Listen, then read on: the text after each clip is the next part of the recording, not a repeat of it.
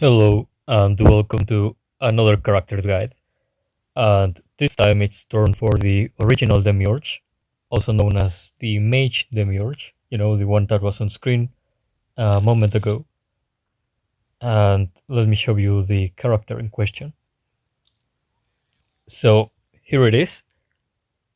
And like I always do on these character guides, I'm gonna be covering everything: the skills, the accessories, the relic recommendations, the awakening recommendations, the normal basic attributes as well as the sub attributes, the arc light recommendations, as well as the classic theme and compositions that I recommend to play with this character.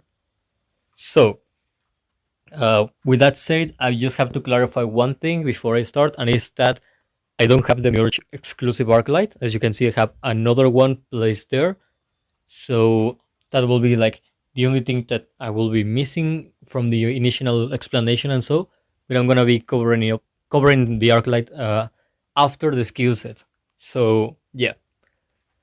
Now starting with this, you can see that I already have this character at 40k combat power, as well as 6 stars and basically an S on everything on him.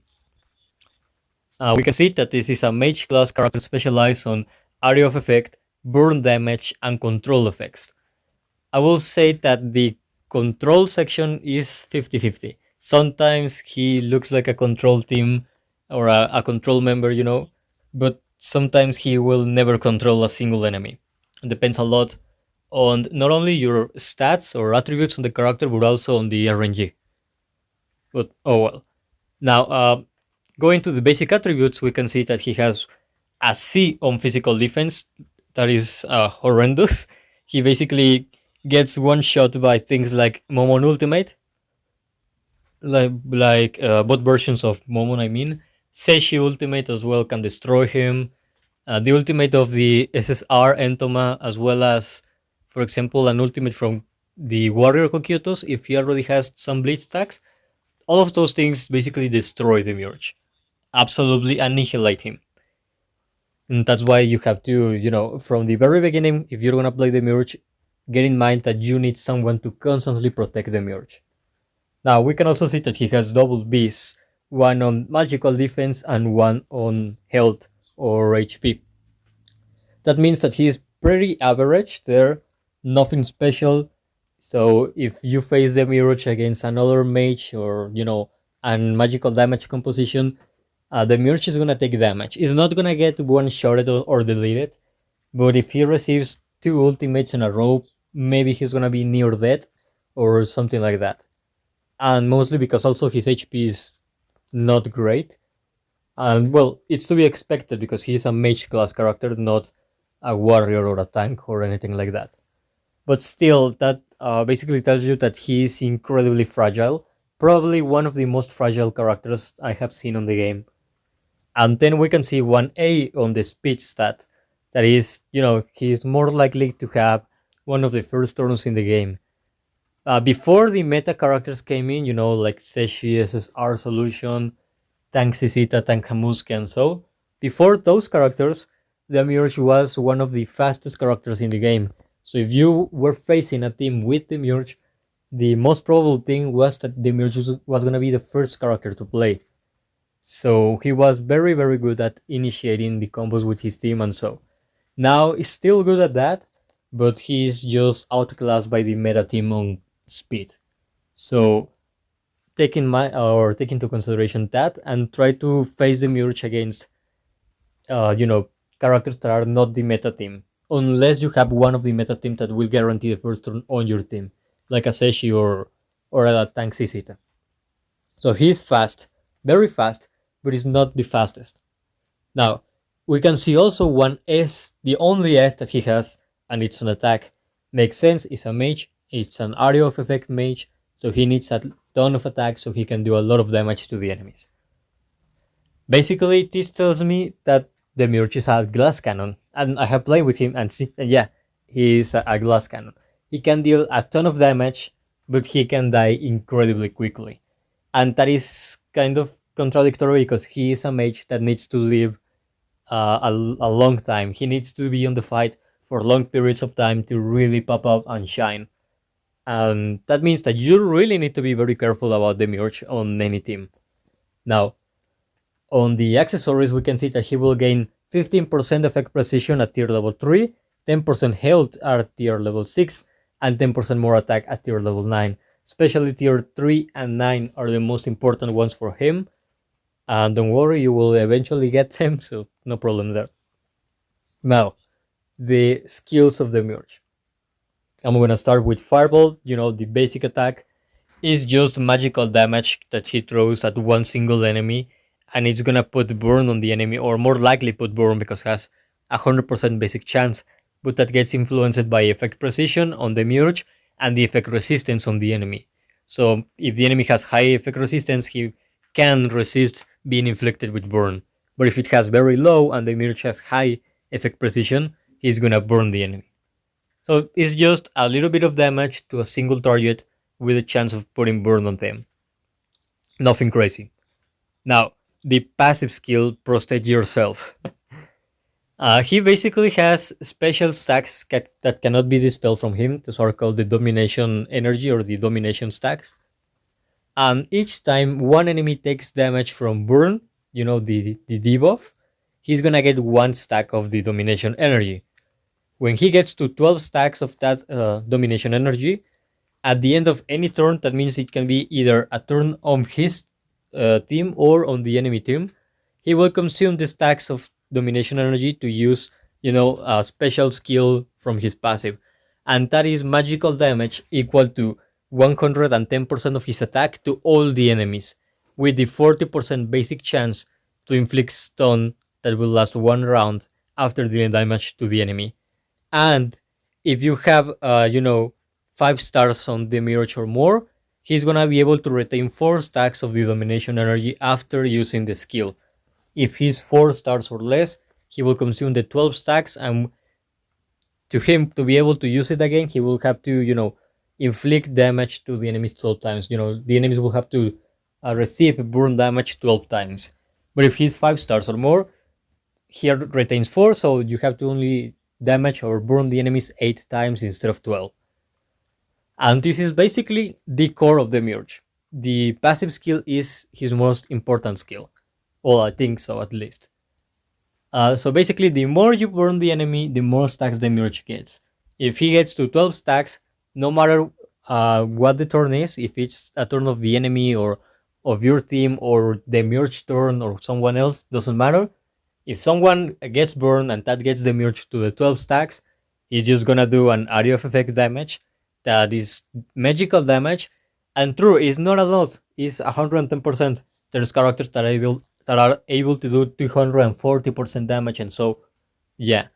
But this is still damage to all the enemies on the screen. Doesn't matter if you're facing 1, 2, 3, or 4 or 5 enemies, and then you have the chance to stun the enemy.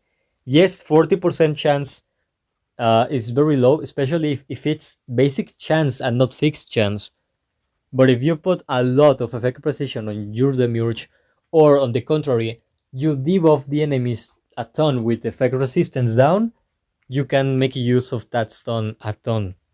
But still, depending a lot of the enemy effect resistance, you are gonna be able to constantly get the 12 domination frenzy, the domination energy stacks for the Demiurge, or you're not gonna get anything.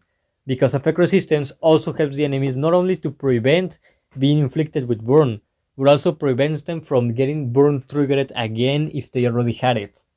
So if you face especially tanky enemies, for example, you more likely are not gonna be able to proc burn as much, and domination energy is gonna be very low on the Demiurge through the entire game. So you have to be very, very careful against what teams you're facing. Now the next skill, the active skill, Hellfire Wall, it's basically again more magical damage equal to 100% of the Demiurge attack to all the enemies on the screen, and he's gonna have 40% basic chance to inflict burn on the enemies for 2 rounds, the standard duration. And he also has 100% fixed chance. This one basically bypasses all the effect resistance and effect precision and directly inflicts the enemy with the debuff. So he will have guaranteed inflicting burn that will last for 2 rounds on targets already inflicted with burn. That means that he's gonna trigger it.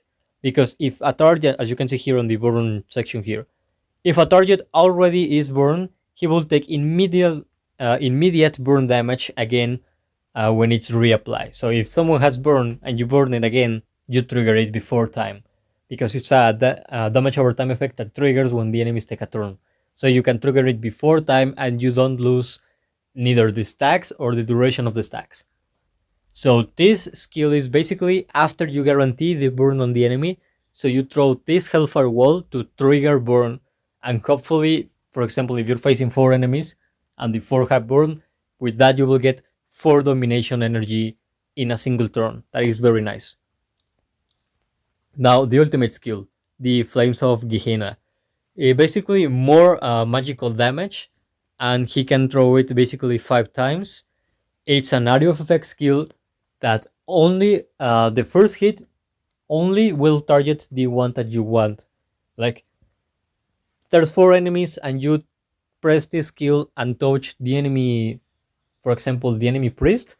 The first attack is gonna hit the enemy priest. All the other 5 attacks are gonna be random. They can hit all the other enemies, and then the last one can hit back the one that you wanted, or you can hit 3 times the same enemy and the other is gonna hit a random enemy. Like it's RNG dependent. Sometimes all or the majority of the Vermilion Nova attacks are gonna hit the weakest enemy and it's gonna kill him, or leave him very very close to death. So when the turn comes and burn, triggers, he's gonna die. Sometimes you're gonna get unlucky and each Vermilion Nova is gonna hit a different enemy and it's not gonna do a ton of damage individually.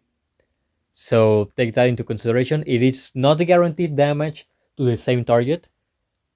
So sometimes you're gonna be lucky, sometimes you're not gonna be lucky. But anyway, it's basically a 5-hit area of effect skill that can hit either the same enemy multiple times or multiple enemies just once and one enemy twice.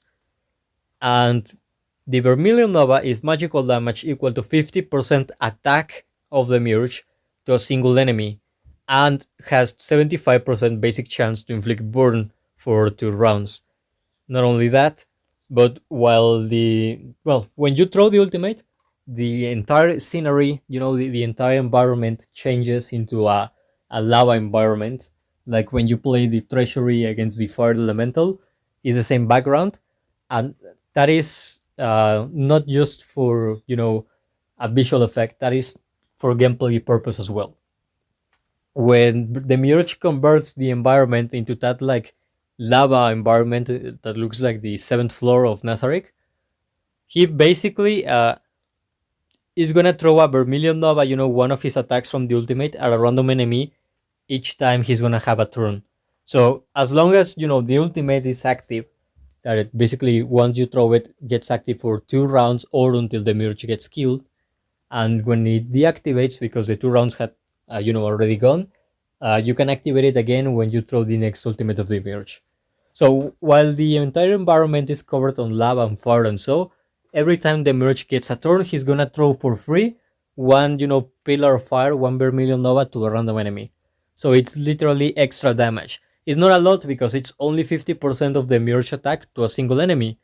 But the important part here is not that, but the fact that he has a pretty nice chance of putting burn. And because most likely you already throw the ultimate of the Demiurge at this point, and maybe another character that can reactivate burn, that means that when the Demiurge turn comes in, that extra Vermilion Nova is more likely to activate burn, do more damage to the enemy, and give domination energy stack. And I think that is more important than the damage because, as you can see here, burn does 50% of the inflictor's attack as damage before action. So if you combine the burn damage with the attack of the Vermilion Nova, every time the Demiurge gets a turn, he basically does 100% of his attack as damage to the enemy if he triggers the burn. If he doesn't, it's only 50% attack. And if the Demiurge is 6 stars, max amount of stars, while the ultimate is active, the Demiurge attack will increase by 20%, which is really, really nice. And he also has a captain skill because he's one of the 2 characters that you can put, one of the 3 characters that you can put as the captain for the special burn team. And it's this within the Flames of Gehenna, his ultimate when he changes the environment, burn damage increases by 25%. So if he is the captain and he throws the ultimate and reactivates it, or another character throws a special skill that can put burn as well, and triggers it, every time burn gets triggered, it also does extra damage, while Demiurge has 20% more damage, more attack, if he is 6 stars. So the thing here is, regardless of the order of the characters that you play, like if you have a tank play before Demiurge or after Demiurge or whatever, regardless of that, and regardless of what team you may be using or having on mind right now, the combo, or what I think is the correct way to use Demiurge as a standalone character on this perspective, will be having his role as the captain, and as soon as you can play him, you throw the ultimate, the Flames of Gehenna, so you do damage to all the enemies on screen, or you hope so. You immediately activate the Flames of Gehenna, background, so the Demiurge gains 20% more attack if he is 6 stars. If not, that is fine, you don't get that bonus, but that's it. And by the next time the Demiurge gets a turn, he's already burning someone else for free, getting more stacks, and he has the Hellfire Wall ready to go in case the enemies don't have a purifying character or a purify skill to get rid of the burn. So if they don't have that and they don't purify themselves, by the second turn of the Demiurge, he's gonna trigger burn again on someone else because of his passive on the Flames of Gehenna passive skill, and then you throw Hellfire Wall, in hopes of reactivating or triggering again the burn on all the enemies, or as much as you can. And by the time the third turn of the Demiurge comes and you will only have the basic attack, you probably already have the domination energy ready, so he's gonna throw the basic attack and the passive skill, so you do more damage than you think, and the basic attack can put burn and reactivate it, so that is also adding up to the stacks of the Demiurge. So basically, you throw the ultimate and then try to burn the enemy as much as possible. And you save the Hellfire Wall for when the enemies already have burned. Don't throw it first. Because when you throw it with at one enemy that already has burned, you guarantee the trigger. So that's better than just throwing it, and that's it. Now, I'm gonna go to the Awakening levels. You can say I don't have basically anything. I haven't really upgraded the Demiurge on this aspect. But it doesn't matter because I have another mage character that I have upgraded a lot, and it's the one I'm gonna be using as an example. And it's Albedo, also the mage version. As you can see here, it's max level of awakening, and on the square gems, the two green gem spots, I have the energy gem attack, but the one that increases it on a percentage. Like as you saw at the beginning of the guide, and so my Demiurge has, for example, over 8k attack. And if we go to the square gems, what will be better? A gem that increases the attack of Demiurge for by 1%, or 2.5%, or 4%, and a character that has 8k attack, or a gem that increases it by 30 attack, or by, for example, 48 attack, plain amounts. Of course, the percentage is gonna be better. So in the square gems, put the energy gem attack, the one in percentage, upgrade it as much as you can. Then on the round gems, the red ones or the orange ones, I will recommend putting the effect precision ones. Exactly the same you see here.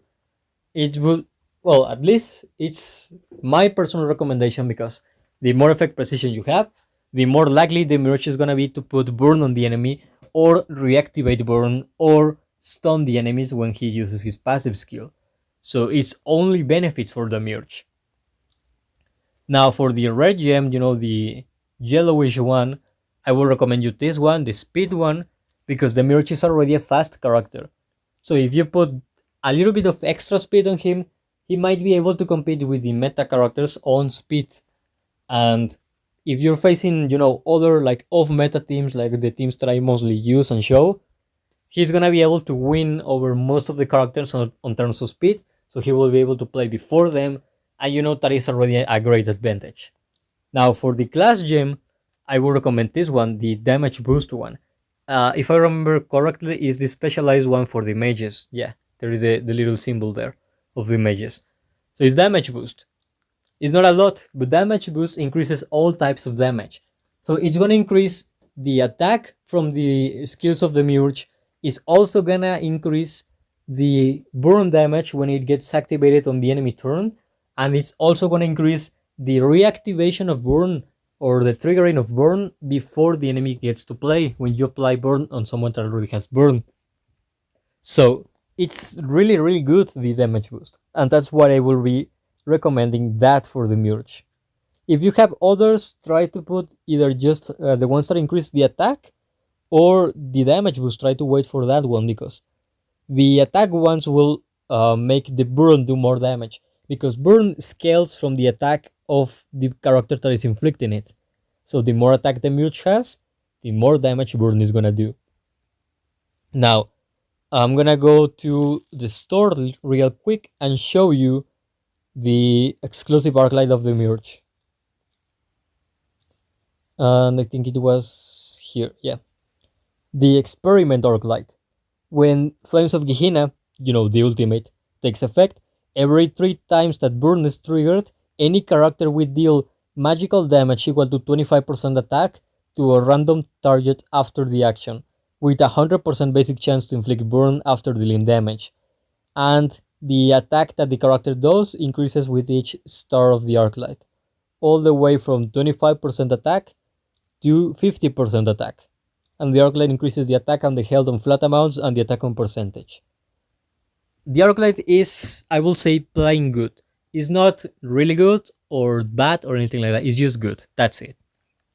Like, it's a little bit of extra magical damage every 3 times that burn gets triggered, and it can either inflict the enemy with burn or reactivate burn on them. It's nice, extra stacks for the Demiurge and so, but it's nothing crazy.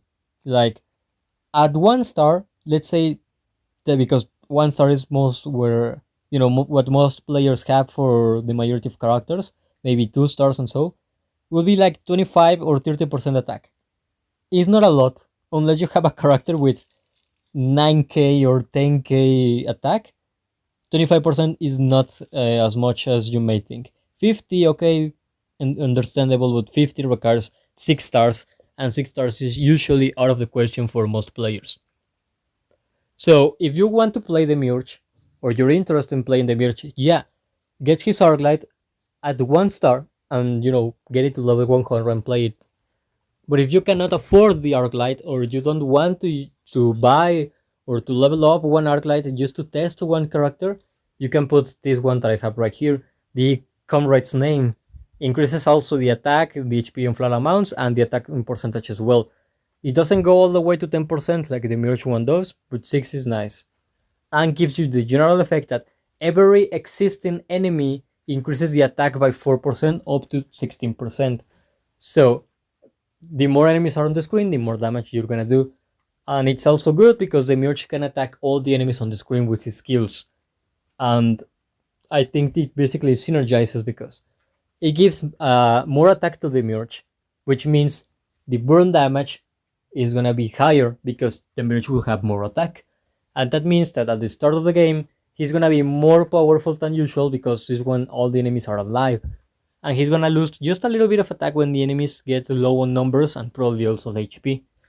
But if you don't want to use this one, I also have another one that I can recommend you, and it's easy to get and easy to put, but I don't think it's as good. And it's this one, is the Freeze Arclight. Same stats for attack, HP, and so, but the general effect changes. This one increases the attack by 16% when the battle starts and reduces it by 4% after each action is taken. So, each time one character plays, you will lose 4% of the 16% extra attack you start with. So with this, you probably need to have the Demiurge as your first character to play to make the most use of it. That's why I will recommend you more the Comrade's Name, because it doesn't depend on the actions. It depends on how much or how many enemies are alive at that point and how much damage they take before they fall, because that's when the Demiurge is going to start losing a little bit of damage with these Arclights. So I would either recommend you this Arclight's Tri-Set or his exclusive one. Now, the relic section. This can be a little bit tricky, especially for the Demiurge. You see that I have the Crimson set. It's not bad, but also I know you can use the Execution set, the Desolation set, the vertmare set, and the Termination set. I'm gonna go quickly to the easiest ones to explain. Here, Termination set gives you crit chance and you can nullify from 20 to 30% of the target defense. Why will be good on Demiurge? Well, because you nullify part of the enemy defense when you attack him. And this is a character that is all about damage and maybe stunning someone from time to time. But because he's heavily inclined to do a ton of damage, you want to nullify the enemy defense so you do more damage. Easy, right? So that's why you could use it and having no problems there. Vertmare also gives you crit, but the chance to reduce the skill cooldown by 1 round when you use a skill. Why will be that good? Well, because if Vertmare gets activated either on the ultimate skill on the or the Hellfire wall, he is gonna have this skill more often, and more often means more burn infliction or more burn procs, and that means more domination energy and faster than usual. So he can constantly be throwing his passive skill more often than you will expect, and probably getting more stuns than you will get on a normal game. So this one, the Vertmare one, will be to try and maximize the amount of stuns you can get. Termination to maximize the overall damage. Maybe you can also put the Sunset set that increases the attack of the user here for every 20% health that the enemy loses. This will be more if you want Demiurge to, finish off the enemies with either his passive skill or with the extra Vermilion Nova that he throws during his ultimate. And it's good. Now, Execution set, the game recommends you that one. Basically increases your attack and you will deal more damage to the enemies with debuffs. So because the enemies will ideally always have burn on them when they face the Demiurge, that's a debuff, so the Demiurge will do more damage and burn also will do more damage. Easy to understand and easy to know what is good. Only downside is if you're playing against a team with multiple purifying skills, like Tank Kogyotos or Pestonia or Anniversary Albedo, things like that, they might be able to get rid of the burn very easily, so the Demiurge will not be able to gain the extra damage from the Execution set during, most of the game at the very least. Because when they purify, they also gain usually either effect resistance or debuff immunity, so he's not going to be able to put debuffs on them as often. Now, Desolation set. Desolation set gives effect precision, and not only that, but also gives you even more effect precision on the attacks that you throw to the enemies. Gives you basically a 75% effect precision to the skills that are single target and 30% effect precision to area of effect skills. That means that he will gain 75% effect precision on his Prostate Yourself, on his Vermilion Nova from the ultimate, the one that activates automatically, and the basic attack. And he will gain 30% effect precision on the Hellfire Wall, on the Flames of Gehenna, and the procs that he might do with those skills. So, everything gets benefited from the Desolation set. So you gain basically a ton. And that will help you a lot to guarantee or try to guarantee the stuns on the enemies. Easy to understand why that will be like the most effective relic set on the Demiurge. And also, allows you to put either bleed, burn, or shock again on the enemy when you attack him. So if you get lucky, you attack one enemy, you inflict burn on the enemy with the Demiurge skill, and you can inflict burn again because of the relic set. And that will trigger it and immediately give a passive stack of domination energy to the Demiurge. If you get lucky. If you don't get lucky, you don't inflict anything. And if you get slightly lucky, you will either put shock or bleed on the enemies. That will be the best recommendation for the relic set. But I have Crimson, as you can see, and Crimson increases the attack and deals additional damage equal to 30 or 40% with the Sparkle set of damage when using attack skills, and the damage cannot crit. Basically means that the set that you see here on the screen on the bottom part, that deals damage to 40% of attack to all the enemies when I attack them. So I could throw any skill that I want, and that skill is gonna do extra damage because of the extra attack that the relic set gives, and because it's also having 40% extra attack damage. So you're increasing all the damage that you can put when you throw the skills. You're not focusing on the burn damage, but focusing on the skill damage here. It is not the most optimal. As I said, desolation set is the most optimal, but this is like one of the most optimal one. And the reason why I personally have Crimson is mainly because my only good relics from the Desolation set are already on other characters, specifically the SR Entoma. And the second main reason is because I find really nice throwing the Flames of Gehenna skill and having the Crimson set do extra damage, because sometimes one enemy is gonna be very low or gonna survive at one, at a quarter of their HP, and the Crimson set is gonna activate and do more damage and kill it. And usually helps me a lot, especially if I pair the Demiurge with the buffer scheme that I'm gonna explain later. Now, that's for the relic set. Now, for the relic sub attributes, I have an idea of what is good. But before I show you all of them, I will say from now, the recommendation of what I think are the 4 sub attributes you have to focus on getting on the Demiurge is attack, effect precision, speed, and damage boost. Is not on a specific order. You can get it on the order that you want or the order that you can. But if I were to say a specific order, it will be attack, speed, effect precision, and damage boost. Attack makes everything on the Demiurge kit scale higher. The speed obviously is necessary because the more speed, the more often he can play, the more turns he gets, the more procs he can do with his skills, and so. And effect precision is the more likely he's gonna be able to stun and burn the enemies, and damage boost just to increase all types of damage on him. And that's it. Now you can see here I have a decent example. AAA, 1 on effect precision, 1 on damage boost, 1 speed, and an S on magical defense. That was like an extra thing that I got there, so I let it there, and that's where I put that. Crimson head. Now, you see here on the armor, B on HP, not bad. A on critical damage, useless here. S on attack and S on speed. That is really nice. That's what you should try to get. S on attack and speed, or at least something like attack and effect precision. Now the weapon, the Crimson Staff, you see A on damage boost, B on HP, speed, and attack. It's not exactly a good rating, but at least I'm getting what I want. I'm getting speed, I'm getting damage boost, I'm getting attack. Only instead of effect precision, I'm getting HP. It's not bad, I don't complain, because the more HP, the less likely he is to die. And here again, A on HP, A on speed, S on attack, and A on critical damage resistance. I don't care about that one. That will be kind of like the composition or the sub attributes I have on him, and that is nice. I will say it's really nice. At least it works for me. Now, if you go for a desolation set like the one that was my first recommendation for you, I have here my Entoma, and I can show you another your combination of sub attributes you can get on him.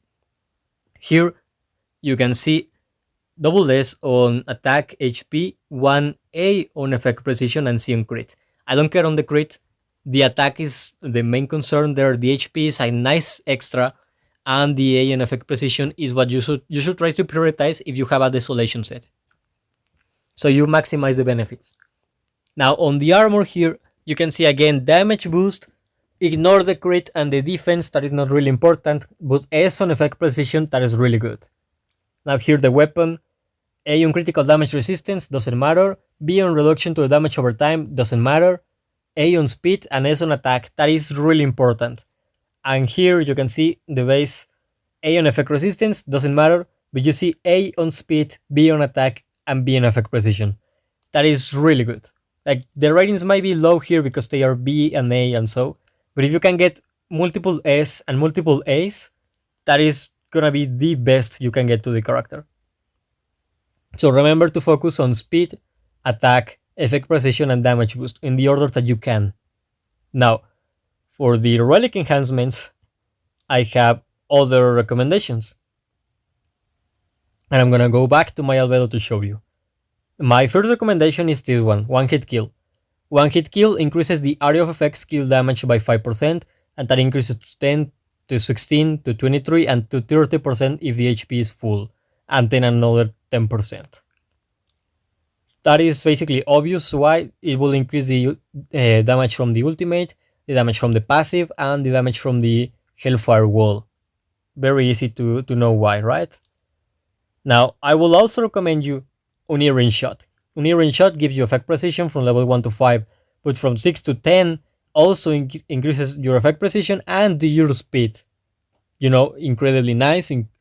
I will say priority to get as well. And then the third one that should be your priority is Play with Fire. If any target has burn, increases the attack by 2% after the skill, stacking up 4 times. And that 2% extra attack can be 4 or 6.5 or 9% or 12%, depending on the level of the skill. You see here, I have, for example, level 3 Play with Fire. That means that when the target has burn, increases the attack by 6.5% after the skill is used, and that can be stacked up 4 times. So, it's over 24% extra attack. That is really nice.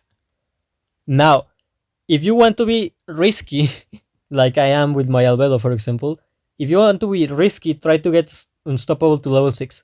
Unstoppable will increase your critical damage, that is useless, but at level 6 and more gives you assistance rate. Assistance rate is the chance that a character has to throw a basic attack to help one ally outside of his turn. Like, for example, I'm gonna use Mate Albedo. Mate Albedo is the main assist attack or the assist rate character on the game. Let's say I have Mate Albedo and then I have Demiurge. I use Demiurge ultimate on his turn, but if Albedo has a lot of assist rate or she gets lucky with the RNG, an assist attack is gonna activate and means that during Demiurge turn, when he throws his after he throws his skill, but before his turn ends, Albedo is gonna throw a basic attack and he's gonna do extra damage to the enemy, and she's not gonna get wasted on her turn. She's not gonna lose it. She still has her turn to come. So if you put this at level 6 on Demiurge, if you can allow it, you will have a chance that Demiurge from time to time is gonna throw a basic attack during the turn of his allies when they attack. And if you combine that with characters that can reapply burn over and over again, there's a chance that the assist attack is gonna trigger burn on the enemies and give Demiurge more stacks, which is basically very, very good. But it's risky because it's not always gonna pop up the assist attack, and it's only 6% at level 6, and already getting something to level 6 can be tricky. So only if you want to be risky. But if not, the priority ones are one hit kill, Unearing Shot, and Play with Fire. After that, if you want, you can try to get the one that increases the attack. Let me see if I have a character to show you that. Let me open this one and check it out. But I think I don't have it here. Yeah, I don't have it here. Let me change character. Here. Yeah, here we have it. So, priority ones here are one hit kill, Play with Fire, and Unearing Shot. And then it will be Blade Draw. Blade Draw gives you, plain amounts of attack from level 1 to 5, but from level 6 to level 10 increases your attack on percentage. Basically, will make every skill on the Demiurge skill set scale even higher than you already thought that you were gonna get. So, that will be my recommendations. One, to increase your effect precision. One will increase your overall damage, that is the Blade Draw. Another one will increase your damage on the area of effect skills, and another will increase your attack when you attack someone with burn on them. And also the first one that increases your effect precision can give you extra speed if you level up enough or properly. So you have a lot of things and a lot of liberties to take with Demiurge here. You can go Crimson set, you can go vertmare set, termination set, sunset set, you can go also desolation set. you have quite the creative liberty or the creative freedom. Of course, are well, not one, but two specific sets are more optimal than the rest, but it's not obligatory. Of course, you can play whatever you want. You can have fun because that's the point of a game, to have fun and enjoy the things. And now the last part, the teams and compositions to play with him or around Demiurge. The easiest one for me to say is the buffers team. Buffers team includes this Hamusky, the Robo Hamusky basically, the tank Cizita, this one right here, and then you can choose either Anniversary Albedo, or you can go Pandora's Actor, or Big Team instead, this one right here, or instead you can also go where it is, Pestonia, the good girl. And how it works is like this. Cizita is gonna lower the enemy magical defense either by her captain skill or her ultimate. And you can stack those effects as well, so you decide if you want Demiurge to be the captain or you want Cizita. Then, because Cizita lowers the enemy magical defense, Demiurge is gonna do more damage. Then Roha Muske gives everyone extra physical defense, so Demiurge gets tankier and doesn't get one-shotted. And also, Roha Muske can stun someone with the second skill and after his ultimate stacks get used, and also adds extra damage, true damage, to all of her teammates based on her physical defense, so increases the Demiurge damage even more. And then, for example, if you choose Anniversary Albedo is gonna be giving 2-meter boost to the one that you need. It's gonna offer healings, it's gonna offer shields, offers effect resistance, offers debuff immunity, as well as she offers invulnerabilities that last for 2 rounds, and she offers 2 to whoever needs it. She can give it to the tanks, she can give it to herself, or to the Demiurge if he needs it. And she also gives Indomitable, so someone survives fatal damage with 1 HP for 1 entire round. So she is basically the best support in the game and the most the most useful or specialized utility character. If you went Big Team instead of Albedo, Big Team is another area of effect damage that reduces the enemy magical defense with the second skill, can also stun enemies with the ultimate as well, and extend the stun if the enemies already are stunned. And not only that, but he also with the passive skill increases the attack of everyone on his team even if he dies. So you increase everyone's damage even more, including the Demiurge. If you went Pandora's Actor not only offers you, of course, the healings, but with the ultimate, he's gonna give 4 buffs to the ally with the highest attack. In this case, mainly will be to the Demiurge, and usually is speed boost, defense boost, attack boost, and I don't remember the last one, sorry. But he's basically, as soon as he throws the ultimate, increasing the speed and the attack as well as the defense by 20% of the Demiurge. That is a ton. Then by the time, Pandora's Actor gets the second turn and so, he can throw the Phantom Blitz, and the Phantom Blitz can give basically almost any buff in the game to the Demiurge. And, if you play nice or you know how to use the skills, you basically don't throw everything at once. Time it, so throw what you need when you need it. You can basically always give the high boost or the high tier boost or buffs to Demiurge, including things like invincibility. So Pandora's Actor will be there to constantly buff Demiurge, so he never falls out, and even when he only has the basic attack to throw, he still does a ton of damage. But if you chose Pestonia instead of them, the dynamic changes. Pestonia is tanky, so she will be hard to kill. Not only she is tanky, she heals very nicely, and when she heals one ally, it gives the ally a special buff that when that ally attacks an enemy, it's gonna silence them, so they cannot use a special skill. So you can give the healing of Pestonia to whoever is gonna play after her, so that character on your team is gonna be able to silence the next enemy that is gonna play, so you constantly nullify the enemy combos.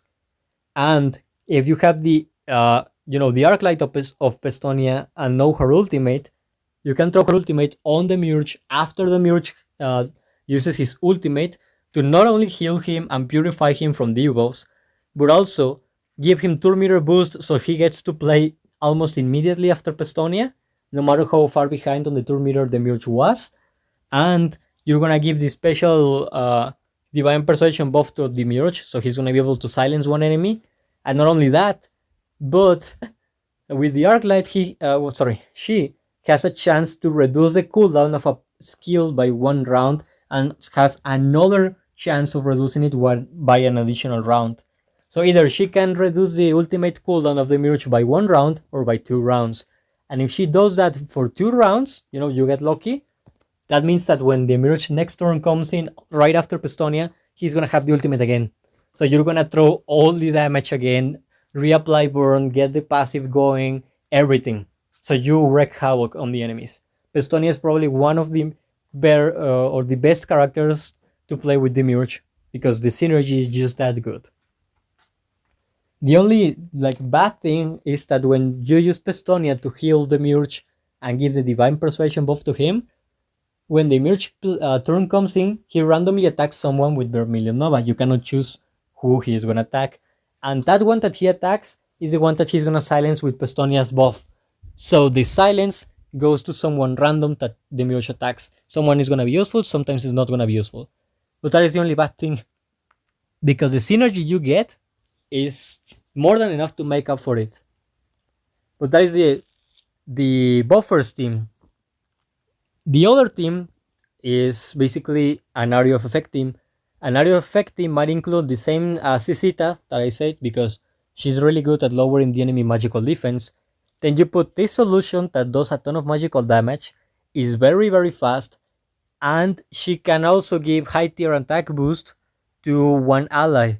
Here, before the skills cast, Solution and her ally with the highest turn meter gain high tier attack boost for 2 rounds.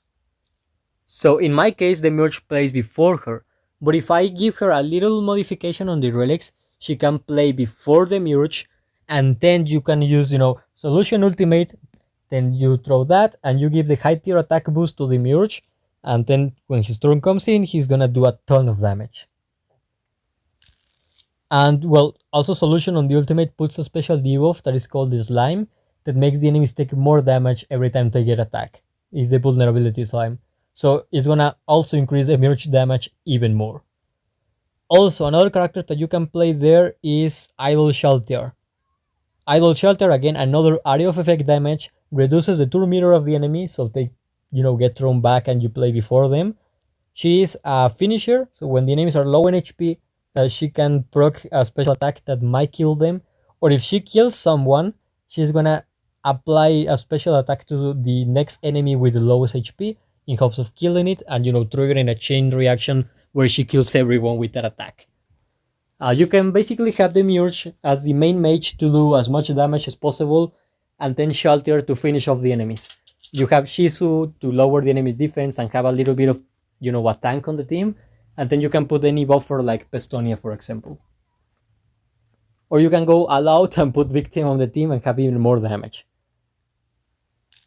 If you want a more simple character, more low budget that probably everyone has, you can also put the SR Entoma. SR Entoma can be both an area of effect mage or a single target assassin. Depending on if you use the first or the second skill of Entoma, you can hit all the enemies on the screen at once, or you can hit one enemy up to 7 times in the single action in that one turn. And if you put Desolation set on Entoma, she's gonna be able to also apply burn on the enemy, as well as applying bleed and shock. So not only you can reapply burn to benefit the Demiurge, but you can also put multiple debuffs on them.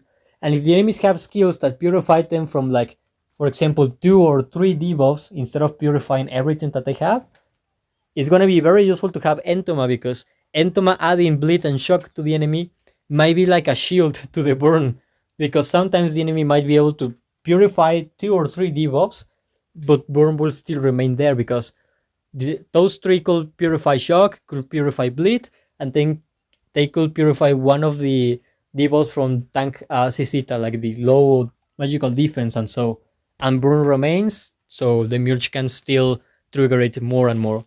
Also, Entoma gets an extra turn with her ultimate.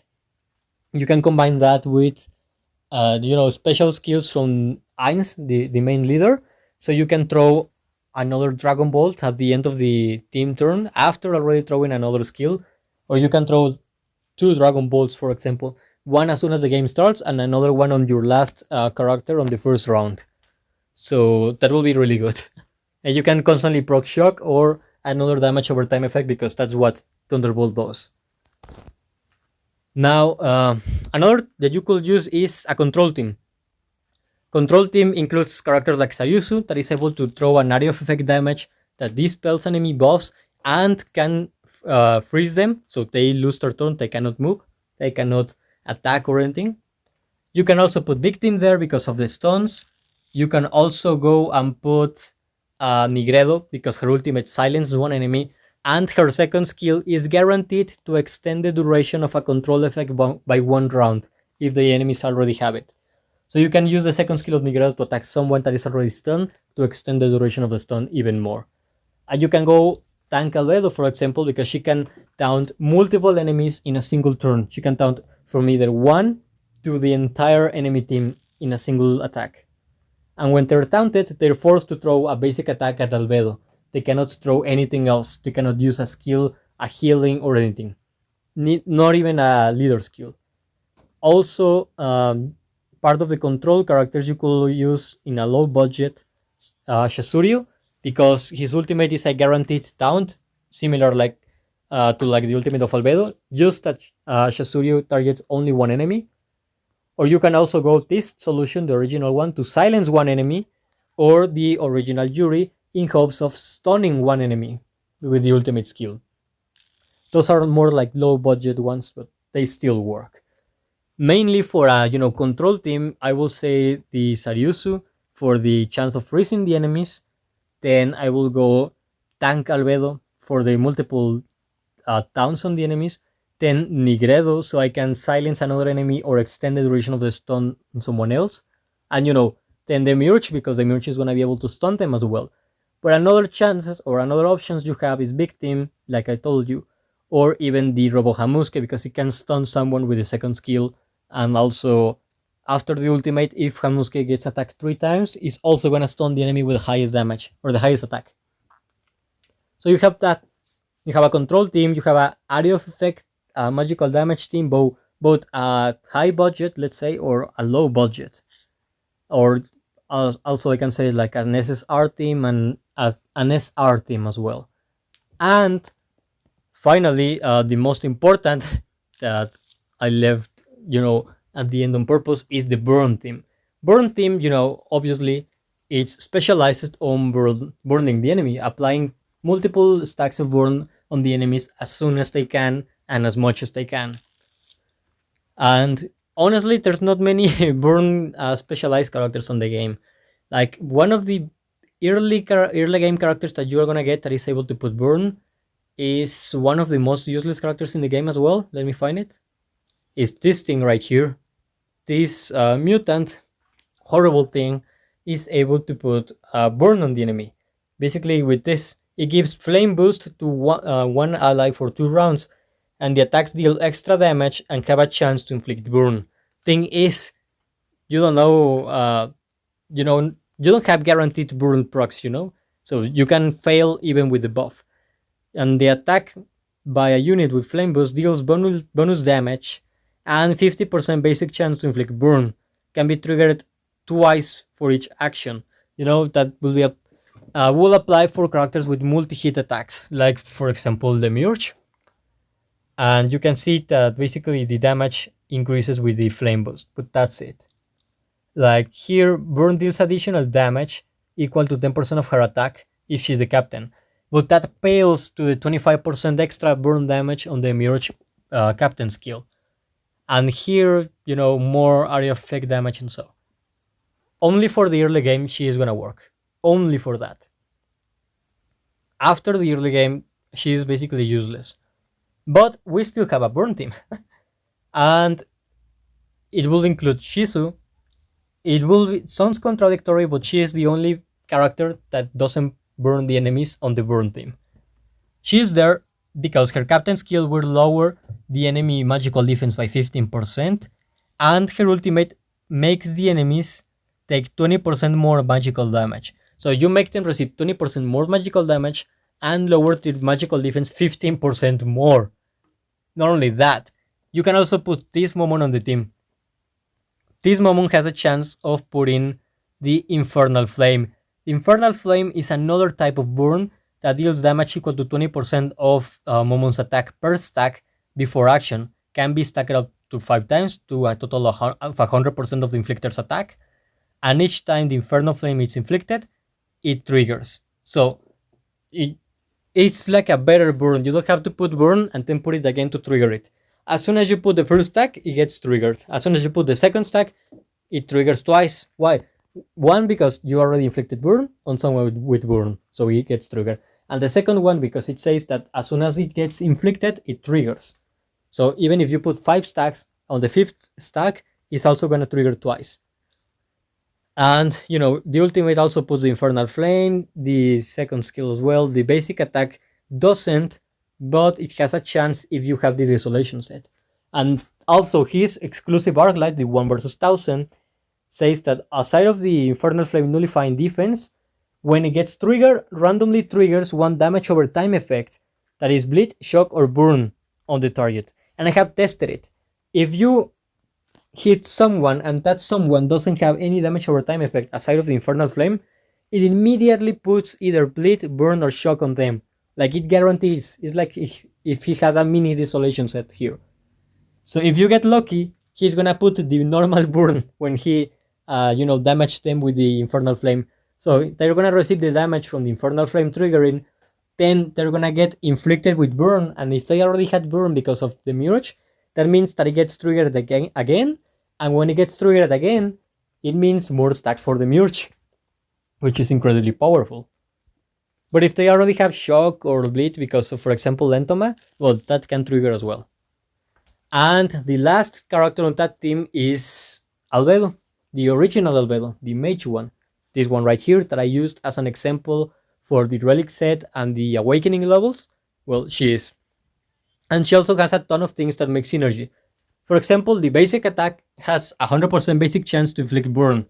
So if she throws the basic attack on someone with burn, she triggers it, and synergy with the Demiurge and with herself. Also, her demonic whispers have a chance to put burn. So she puts burn again, more synergy, and she puts 2 special things. One is damage aggravation, a debuff that makes the enemy take 30% more damage, and that just, increases the damage that he receives from all sources. So it will increase the damage that the enemy receives from Albedo, from Zizita, from Momon, and from the Demiurge, and from the burn as well. And the chain effect also is here. A debuff where all the allies with chain will take 15% of the damage that the target is hit. Basically, Albedo puts the debuff to the main target, and then a random target gets chained. So when you attack one of those 2 enemies, the other also receives 50% of the original damage.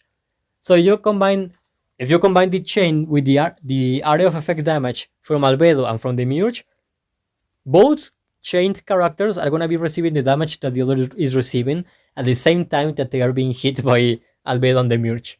So that's a ton of damage. Also, Albedo passive basically gives her more speed and damage reduction for every debuff the enemy has.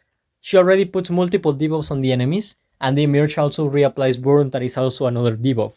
So by having the Demiurge attack the enemies and Albedo attacking the enemies, she's gonna get very fast, and she's gonna be a little bit tanky. Also, her ultimate is a multi-hit attack. She hits 4 times every enemy on the screen, doing magical damage equal to 30% of her attack, plus 150% plain attack. And she has a chance to inflict burn on them, 30% chance on each hit. So 30% chance on each hit for 4 hits is a very decent amount. And she also has 30% basic chance to inflict healing down on the enemy. So the burn from the ultimate, if you get very lucky, you can put burn on the single energy on the same enemy 4 times in the same attack. So you apply it with the first attack and reapply it or trigger it 3 more times. That is immediate 3 stacks to the Demiurge passive. And that is to 1 enemy. She hits everyone on the screen, so she can do that to 4 or 5 enemies at the same time. So Albedo basically is, alongside Pestonia, the character that synergizes the most with Demiurge. But that doesn't mean that Demiurge is the character that synergizes the most with Albedo. But that I'm gonna be leaving it for the time that I do the Albedo guide. That I don't know when I'm gonna do it, but it's gonna be very, very long because this is one of the most flexible characters in the game and one of the characters that can be played with so much or so many teams that is basically it's a ton when you realize how flexible or how much variety you can have with this character. Now we have the captain skill that for each debuff that the enemies have, all the allies skill damage increases by 2% to a maximum of 10%. So you need to have 5 debuffs on the enemy to have your team have the 10% extra damage. 10% doesn't sound as great as 25% burn damage on Flames of Gehenna, right? That the Demiurge captain skill has. But here's the thing. If the enemies can purify, like if you know, because you know the characters, if you know that the enemy can purify burn quickly and you still go with a burn team against them, it's better to have Albedo as the captain than Demiurge. Because as soon as the enemies purify the burn, the Demiurge captain skill becomes useless because there's no burn to trigger. But if you have Albedo, okay, maybe they purified burn. So maybe they didn't purify things like the chain effect or the damage aggravation effect or the debuff from the tank CC tan. So those are still debuffs that is still increase the damage of all the team. That includes the damage that burn is gonna do.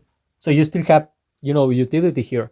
Albedo is more like prepared for every kind of situation that the Demiurge has or that the Demiurge is. So if you know that the enemy can purify themselves, go for Albedo as the captain. If the enemies cannot purify themselves, go for the Demiurge. But if you don't know what to decide or things like that, go for Cizeta as the captain because she's still, regardless of the enemy resistance or the enemy purifying skills or whatever, she still lowers the enemy's magical defense and it, by default increases the damage of everyone else. And with this team, the burn team that I said, if you don't like to have like 2 mages, 1 assassin and 1 tank, you can change one of them for Pestonia. Sorry, I didn't want to pick on Nave. Let's say maybe you don't have Momo because you didn't play during his event. You can use Pestonia. Or you don't have Albedo level up. That is heresy. But if you don't have her level up, you can use Pestonia. Pestonia will be there to either get the cooldown from the ultimate of the Demiurge, or for Momon, or for Albedo, whoever you need it. Like Momon recharging his ultimate will be really useful, so you can throw the ultimate more often. That is basically a really heavy hit with a special debuff that also ignores enemy defense. So that will be to assassinate someone or guarantee his death. If you throw it on Albedo, it will be to have a multi-hit attack that is gonna have a very good chance of triggering burn multiple times. And because Albedo cooldown of the ultimate is very low, it's 2 rounds. So you can almost always guarantee that you're gonna have the ultimate of Albedo ready after Pestonia helps her. And if you throw it on the Demiurge, it will be to reactivate the Flames of Gehenna and gain his extra attack as well and have him multiple times throwing the Vermilion Nova. And that is, I will say, one of the best teams for the Demiurge because you constantly proc bleed on the enemy. You have Albedo to increase the damage on the enemies, not only to increase them, but make them share damage between them to trigger burn multiple times. While Momon will do a heavy hit to whoever you choose, inflict multiple times a special burn that is better than the normal burn, and also offers you a lot of assist attacks. And because both Albedo and Demiurge are multi-hit attacks, that means that if the assist attack from Momon didn't activate during the first attack of Demiurge or the first attack of Albedo, because those attacks are multi-hit, maybe then the next hits can activate the assist of Momon. So you can always count with Momon doing the assist attack. More specifically with Albedo, because Demiurge only attack 5 times the entire team. Albedo hits 4 times each enemy on the entire team. So if you're on PvP and there's 4 enemies, you literally hit the enemies 16 times. So you have 16 chances of proccing an assist from Momon. And then you have Shizu, to lower the enemy defense, make them receive more magical damage. From time to time, it's gonna tank 1 hit for your characters. and increase the magical defense of your team. So with that, I will be concluding the Demiurge guide, the theoretical guide. The next one is gonna be the practical guide, but I don't know when I'm gonna be, putting it, because well, I'm about to enter the university again. Vacations are over, so I'm not gonna have time. But I'm gonna try. Maybe in 1 or 2 days, I'm gonna put the first part of the Demiurge guide. And yeah, with this, if you think the character is worth or is not, it's up to you. But by the next video of Lord of Nazarick, I'm gonna try to show you the different teams and compositions that I recommended with the Demiurge. So you can see them on the field, you can see them on the arena, and maybe against bosses or enemies on expedition as well. And see if one specific team convinces you, or if one composition looks very good and you want to try it, things like that. So with that explained, thanks for watching and being here for probably an hour or something like that. But yeah, that will be it. So thanks for being here, and until the next time.